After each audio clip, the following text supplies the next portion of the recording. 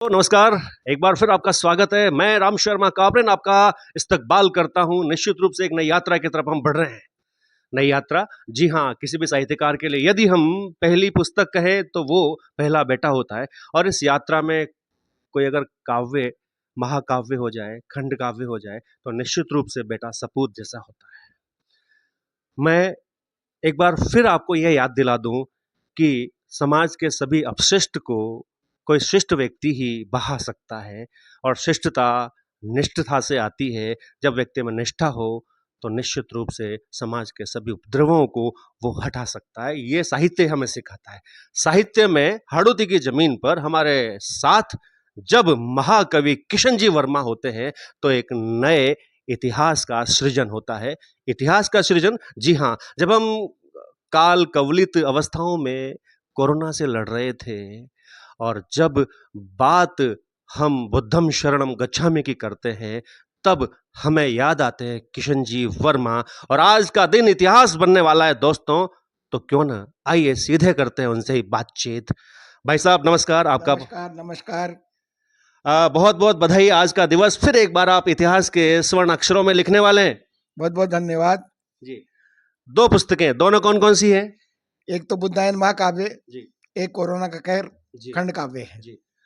पहला ही सवाल मैं आपके सामने रखूं, बुद्धायन महाकाव्य लिखने के पीछे आपके संप्रति उद्देश्य और सोच विचार क्या था? बुद्धायन को मैंने पढ़ा है, जैसा मैंने महसूस किया है कि बुद्ध के समान ज्ञानवान, उनके दर्शन, मैं समझता हूँ कोई बिरला ही कोई होगा जो बुद्ध के बराबर, बुद्ध की शिक्षाओं को में जो एक मानव जीवन की जो एक धारा और उनको जीवन जीने की जो कला जो बुद्ध के अंदर, जो बुद्ध ने उनके उसमें दिखाई, उनकी शिक्षाओं ने, वो संसार के अंदर कोई दूसरा नजर नहीं आता मेरे को। जी। अनेक बुद्ध पर लिखे हुए साहित्य हैं, पर आपका बुद्धायन किस संदर्भ में अलग है? मैंने बुद्धायन की, भगवान बुद्ध की, उनका जन्म से लेकर के और निर्वाण, महानिर्वाण तक का जी पूरा उसमें जी। वो वर्णन किया है, जिसमें उनकी शिक्षा है, जी। अष्टांगिक मार्ग है, पंचशील सिद्धांत है, 10 शील है, वो सारों का वर्णन इसके अंदर किया है। तो क्या इसे महाकाव्य की श्रेणी में रखना चाहेंगे? जी हाँ, बिल्कुल महाकाव्य, क्योंकि इनके जितने जो जीवनी है, वो इनके पुरखे, इनका ये जो इतिहास आता है, वो वहाँ से इक्ष्वाकु वंश से चालू होता है, भगवान राम के वहाँ से, तो उसी वंश के अंदर ये पैदा हुआ है, इसलिए महाकाव्य की श्रेणी में आता है। बुद्ध के सिद्धांतों की आज समाज में कितनी उपादेयता है, निश्चित रूप से इस महाकाव्य में सामने आने वाला है। तो आप ही बता दीजिए कि वर्तमान संदर्भ में बुद्ध की शिक्षाओं की कितनी आवश्यकता है? देखो, ये सर्वविदित है कि जो हमारे राष्ट्र अध्यक्ष बाहर जाते हैं, तो वो कहते हैं, संसार को शिक्षा देते हैं कि मैं बुद्ध की धरती से आया हूँ। वह हमेशा उनका जो कथन होता है, वो ये कहता है कि बुद्ध युद्ध नहीं चाहता है, जी। बुद्ध शांति चाहता है, बुद्ध करुणा चाहता है, बुद्ध जी दया चाहता है। जी। तो संसार के अंदर अगर आपको युद्ध रहित संसार का अगर निर्माण करना है, तो बुद्ध की शिक्षा पर चलना बहुत जरूरी है। निश्चित रूप से, लेकिन प्रकृति सबसे ऊपर होती है। प्रकृति जब अपना वार और प्रहार करती है तो मनुष्य और मनुष्य के सभी धर्म एक तरफ हो जाते हैं। बात कर रहा हूं कोविड की। कोविड जब हमारे ऊपर आ रही थी, हम हाड़ौती में मड़ाई शब्द यूज करते हैं। मड़ाई का मतलब महामारी से भी कुछ और, जैसा कुछ और जो दंश होता है मानवता के लिए। मड़ाई जब आती है, कोविड जैसी महामारी जब आती है, तो उस दौरान एक साहित्यकार क्या सोच रहा था? क्योंकि ये मैंने भोगा है, मेरे भी परिवार के इसमें लपेट में आए हैं। जिस वक्त ये कोरोना का कहर चला, उस वक्त जो स्थितियां हर कॉलोनी के, हर गांव की, हर शहर की जो थी, वो बड़ी भयावह थी।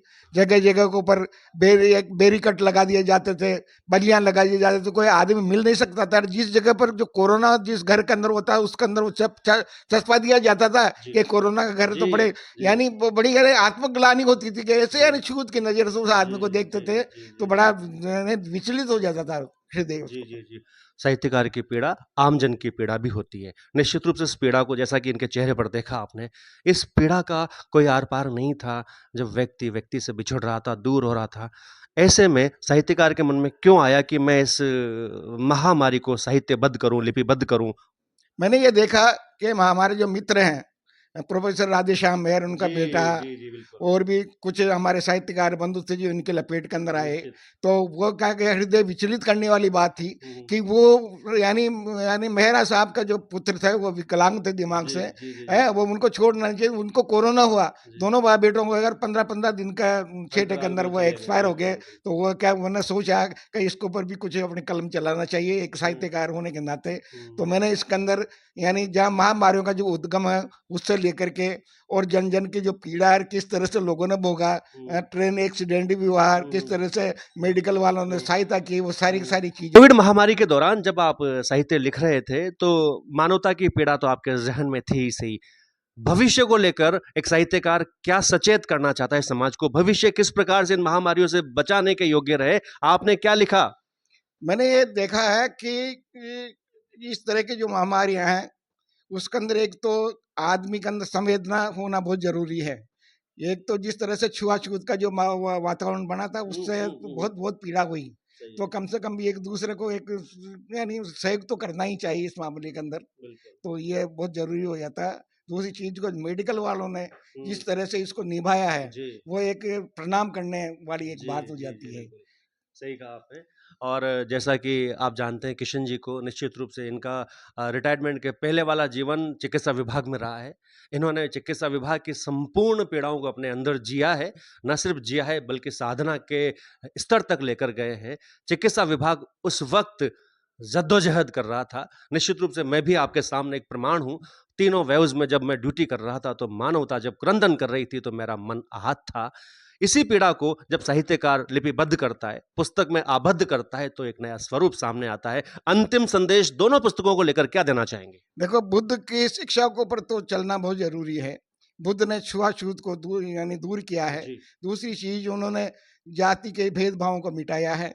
और उनकी जो शिक्षा है कि आपो दीपो भव, हुँ, हाँ, हुँ, हुँ, आपो दीपो भव बहुत जरूरी है। शिक्षा बहुत जरूरी है। हुँ। अंधविश्वास से छुटकारा बुद्ध ने दिलाया, दया करुणा का पाठ पढ़ाया संसार के अंदर।